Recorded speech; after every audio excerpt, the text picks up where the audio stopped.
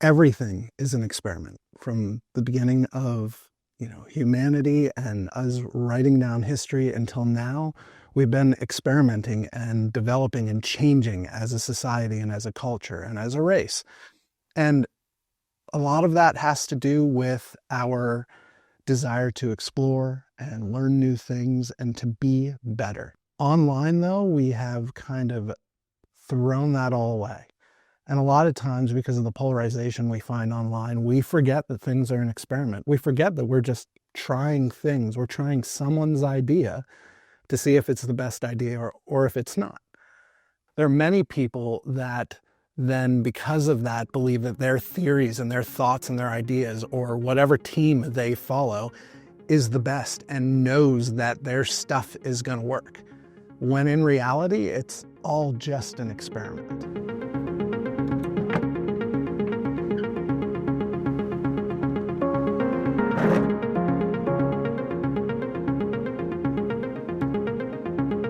One of the greatest experiments humanity has probably ever taken on is the idea of democracy. And the United States of America is probably the biggest example of that. And it's an ongoing experiment. And I feel like a lot of times people forget that it's an experiment. People forget that it's okay to try things, see how it turns out, see if it's better for everyone, and then make a decision. If it's not, we could stop doing that. If it is good for everyone, then we could continue on that path. But it was an amazing and audacious thing to set out to, one, overthrow the monarch, and two, set out to create a new type of governance that put the people in control. And for the most part, it succeeded. Sure, there's been bad parts of America, but that's part of the idea that the founders put into the Constitution. They knew that things would need to change, so they put a way in for things to change and develop and be experimented with, and for new risks to be taken, and for new ideas and thoughts to come about, and new technologies would come about. And they provided a way for us to adapt and develop and improve from that point. Too often, I think, we pick our teams and we get set with them, and then we think that whatever the loudest person on our team is saying is probably the best way to go. And we say, oh, that has to be correct. Instead of actually experimenting, seeing what data comes out of it, and deciding after we see some data, which way is the best way to go. The United States of America as an experiment has been messy, but it's been transformative. Without the USA, the world would not have benefited as much. We would not have seen other democracies pop up. We probably would not have seen as much freedom as we see in the world as well. And that's part of what I'm trying to do online. I'm trying to provide a place with Nyched that we have the freedoms that we used to have online when it was just forums and blog posts, instead of the big three companies kind of controlling every bit of information and data that happens to be posted online. The internet was kind of this crowning achievement of experimentation. It was one of humanity's finest moments. When the internet really started to take off in the late 90s and the early 2000s, it was an amazing place where you could share ideas and express thoughts and put anything you wanted up online. There were blogs and forums, and it was very rudimentary in terms of style and design, but a lot of complex things were going on in terms of ideas and experimentation. And that spurred on movements like the DIY movement, where a lot of people are doing things in their homes that they never would have done before. It changed things for people. There was a shift, a paradigm shift, when the internet started to explode. We had the ability to kind of talk and converse in a free manner online, like we do in the real world. However, online now has kind of evolved into a few tiny places that have taken control of the online conversation. And if you want to have your thoughts and ideas shared with a lot of people so that you're not in an echo chamber and you get to have diverse opinions shared back to you about your thoughts and what you're trying to accomplish, you have to do it kind of in a handful of places. And unfortunately, there's things like gatekeepers and algorithms in the way of information spreading and being widely available to people, and we don't even know it because it's all happening behind the scenes. It's all happening before that information even hits our devices. I think most of us can think of a time when we share something and no one sees it. There's not a single like, not a single comment, and sometimes we're not exactly sure why. Other times we might have a guess as to why. Sometimes it's something like a funny meme that just doesn't get traction. Now, maybe we're just individuals that aren't very interesting, or maybe there are things happening behind the scenes that's stopping the spread of information and free conversation. Social media started as an experiment. It started by being a more polished way to share thoughts and ideas and what we were doing in the day. If you remember, in the beginning, we used to post everything on there, the good, the bad. We were experimenting in the beginning of social media. Nowadays, it's not like that anymore. Nowadays, social media is just the most polished versions of ourselves. It's all the successes and all the good things posted up there. And we never see the bad stuff, really. Some people post the bad stuff, but it doesn't hit the dopamine response that we're looking for.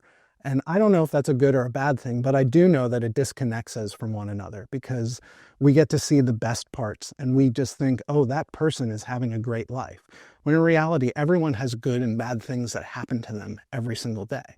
And instead of experimenting still and trying to learn new and better ways to maybe present the information and present the thoughts and ideas that we have throughout the day, we're there chasing after the algorithm to get those likes and whatnot. So we're chasing after a computer program to hopefully promote what we posted, instead of trying to develop and learn new things and new ways to interact with one another and our interests and our hobbies and our ideas. Most of this, I believe, stems from gatekeepers and algorithms being in between us and our information. If there weren't gatekeepers and algorithms, we could post whatever we wanted to and probably get a similar amount of traction from it, regardless of the type of post.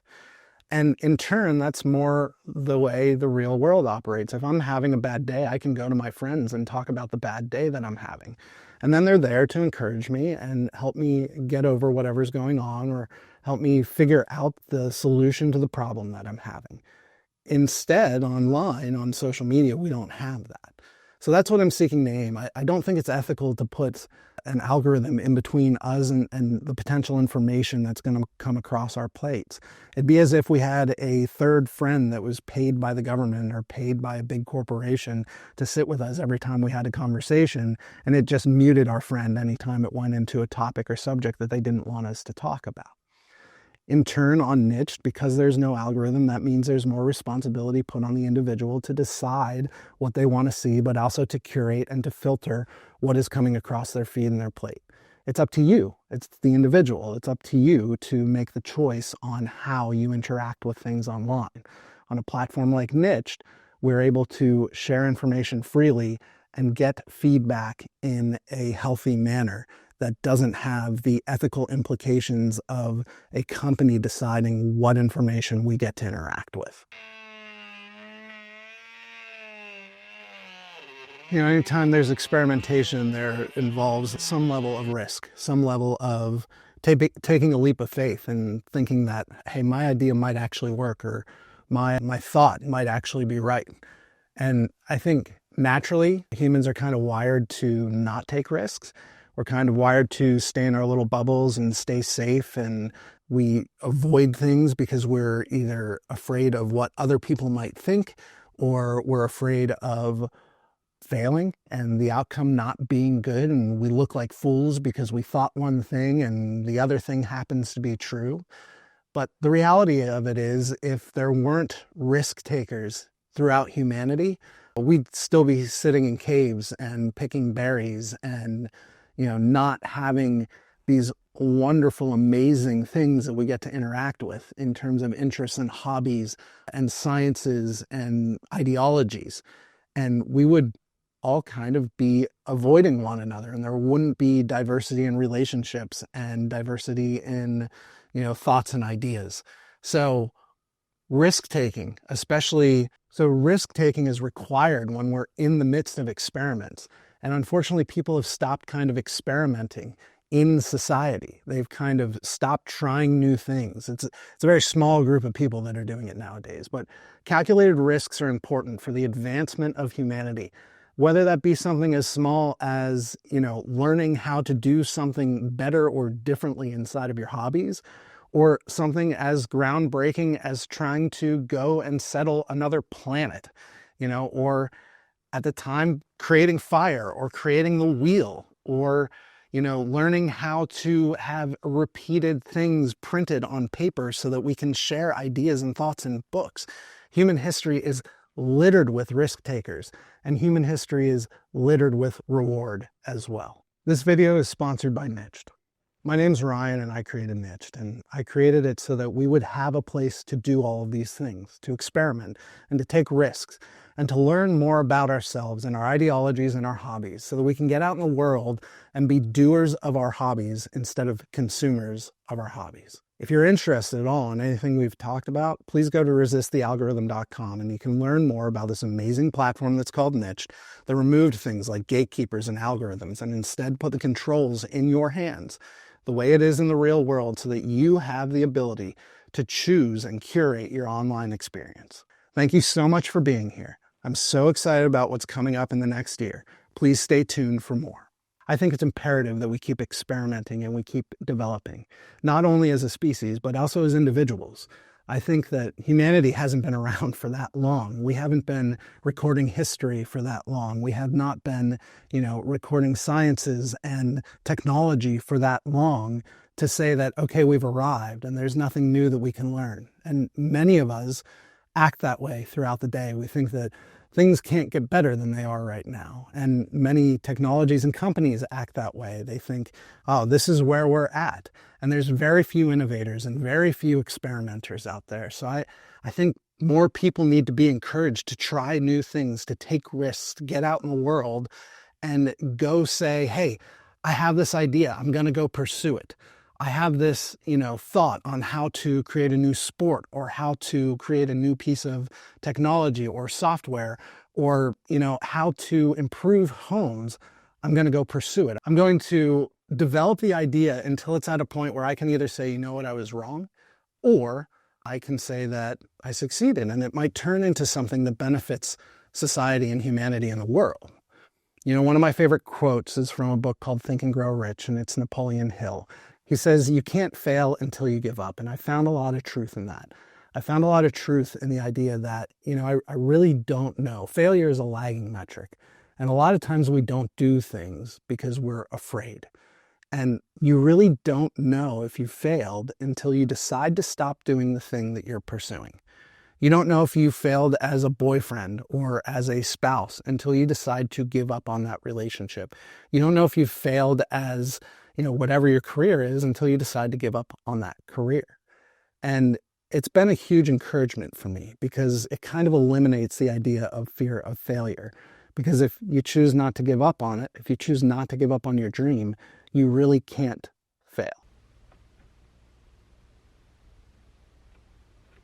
Experimentation and risk-taking are extremely important, especially in relationships as well, whether that be, family, friends, a dating or romantic relationship.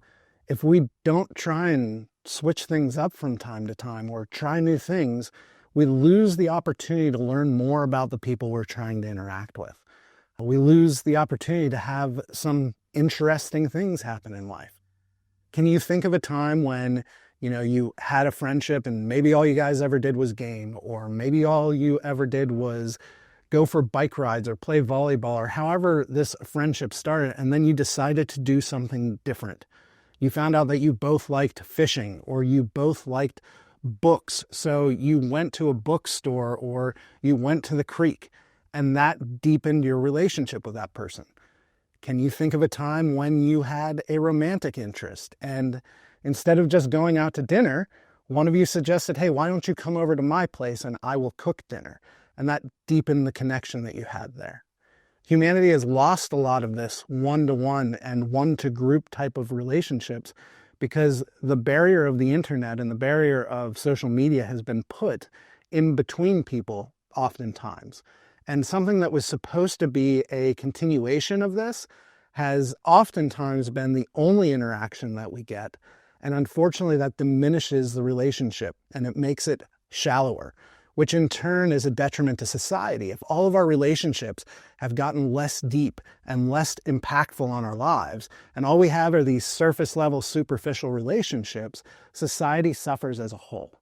We need a place where we can come together, interact with our interests and our hobbies, see the friends that maybe we don't get to see and what they're doing and their interests and their hobbies, but then get outside and get into the real world and have these face-to-face interactions and conversations so that we can have deep, meaningful relationships, so that the social fabric of society is strengthened, and so that we can better ourselves and better the people that we come in contact with. How do you go about incorporating experimentation into your life? How do you incorporate taking risks in your life?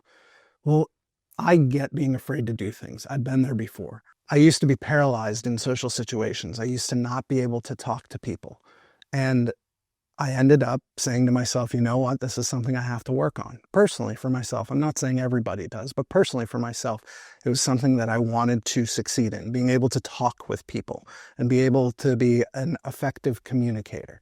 And I made a living doing it then. I went from not being able to talk to anyone at all to being able to make a living doing that. And it wasn't one big jump. It started with small things. It started with me saying, okay, tomorrow, anytime I'm talking to someone, I'm going to look them in the eye.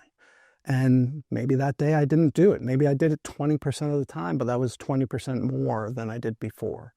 So I would encourage you to take something that you want to improve in, maybe cooking, maybe whatever it is, a sport, something you do for fun, learning about a particular ideology that intrigues you, learning about a particular piece of history that intrigues you and just say, I'm going to do it X amount tomorrow.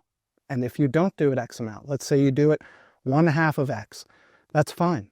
Great. Now you have something to strive for. If you can only read for 20 minutes a day and you want to get to the point where you can read for 2 hours a day, you don't just jump in and say, I'm going to read for 2 hours a day. Experiment with what you're cooking. Experiment with the small things, and then gradually ramp those things up as time goes on. I think it's extremely important for us to have a society full of experimenters, of people willing to take risks in the small stuff, so that not necessarily every single person will impact the world from what they're doing, but maybe you can impact your world. Maybe you can impact the people around you. And maybe your child changes the world, or maybe your grandchild changes the world, or maybe a friend of yours takes your ideas and your help and your inspiration and they go do something that's even bigger and more impactful. Maybe you feel like you can't do that. I'm not saying everybody should, but I'm saying that on the level that you can, you should be experimenting, taking risks, developing yourself so that as a society, cumulatively, we become better as a whole. Everything in life is an experiment. In fact, everything in everyone's life is an experiment at some point in time in their lives. At some point in time in your life, everything was new. In some point in time in humanity, everything was new. From the first person who created fire, or at least harnessed fire, to guys trying to go to Mars and to colonize the solar system, everything is an experiment, and we can't stop experimenting. We can't stop trying to find new things to better at least our own personal lives. We've got to get out there and do things. We've got to remember, at the end of the day, everything is an experiment. The United States of America, experiment. Let's see if this thing works. And if it doesn't, let's experiment with some other things. The internet is an experiment. Let's see if this now works. And if not, let's experiment with some other things. I used to have a developer that worked for me, and sometimes we'd have ideas and he'd say, oh, we can't do that. And I'd say, well, wait a second, we're programmers. Of course we can do that. The real thing that you're trying to say is, I don't know how to do that. So let's experiment and find out and find new and better ways to interact with our interests and our hobbies and our relationships and our ideologies. I created Nyched so that we can accomplish all of these things. Nyched is the world's first human interaction platform, and it's totally within your control. To learn more, go to resistthealgorithm.com. If you like this video, give it a like. If you have something to say about this topic, if you have a story you want to share about a time you took a risk or you experimented and it either worked out or it didn't work out and led to something else, leave that comment down below. It's one of my favorite parts talking with you guys. If you want to see more, I would ask humbly that you subscribe to our channel and stay tuned because the next video is coming up right now.